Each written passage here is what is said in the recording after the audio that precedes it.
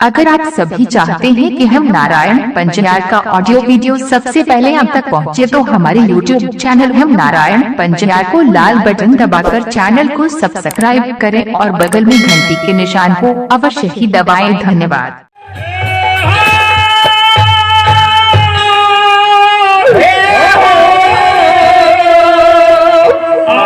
बाबा यंदू गोबर ले गाय के बथान पर गाय के लेरू हमरा लिलुआ भाग भाग के बाझी हमरा माय के बथान पर से भाई तोर गजनो हमरा माय के लाग दे हमरो माय बाज मर छी बाबू यंदू एहन अभागिन बेटी हम माय कोख में जन्म न लिए। हे गुरुदेव हे हो बाबू यंदू हे हो रे कते दुख हम कहबो नहरा में बाप के दुलार हम बेटी रही वाली भैया के दुलार हम बहिन रही ननन के सरकार भौजों के दुलार हम ननन माँ के दुलार हम बेटी जय हो हो बाबू यंदू दुनिया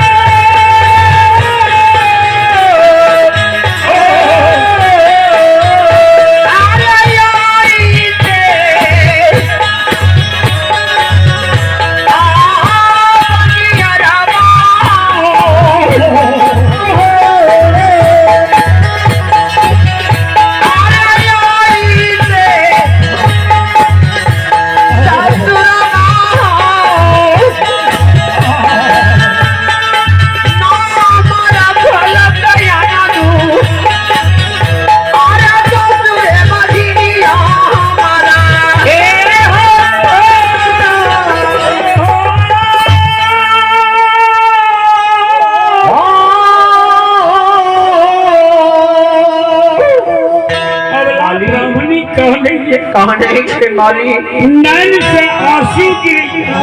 गिरई है दोनों खोल जोड़ के केवाल में ठाड़ भा के बाबा अंधु के कहे हे हो बाबू नहरा में हम रहिए माँ बाप नाम रखल के हीरा हे गुरुदेव गुरुदेव जय हो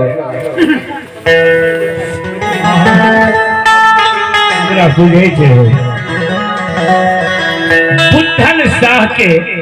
पुत्री खुशबू कुमारी 21 रुपया धन रगवा के खाता में जमा करके दैया के जिंदगी दी हो माँ सरस्वती बुद्धि जाम जय हो हे गुरुदेव जय हो गुरु माली जय हो हे हो यंदू बनिया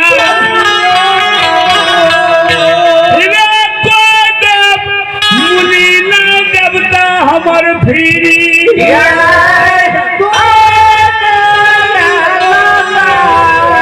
हो बाबा यंदू एक बेर धर्म घर केवार खोल दे हो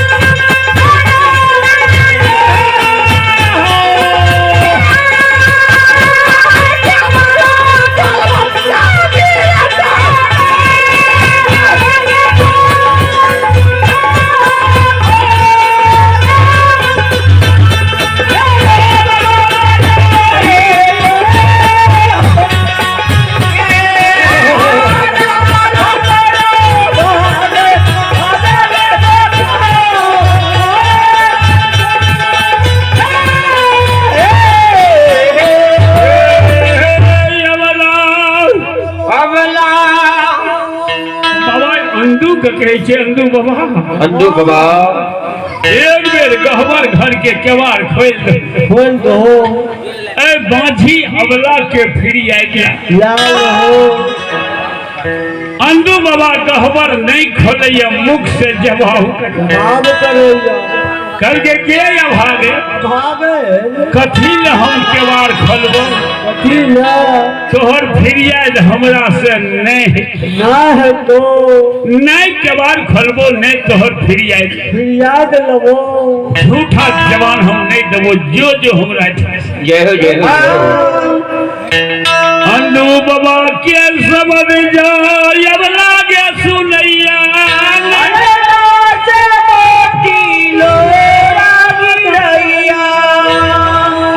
बाबा अंदू कहे छे तोहर कोख के अरदास हमरा से नहीं तो मालिक जो धुर के चौपाए अबला सुन के आई अंदू बाजार के समझ जाए अबला सुन ले जय हो अबला के बसो धारा नैन से आंसू बहला मालिक चल के हो बाबा अंदू बाबा अंधु कि माय कोख में हम जन्म कि हम गाय घर में आग लगे आए कौन चूक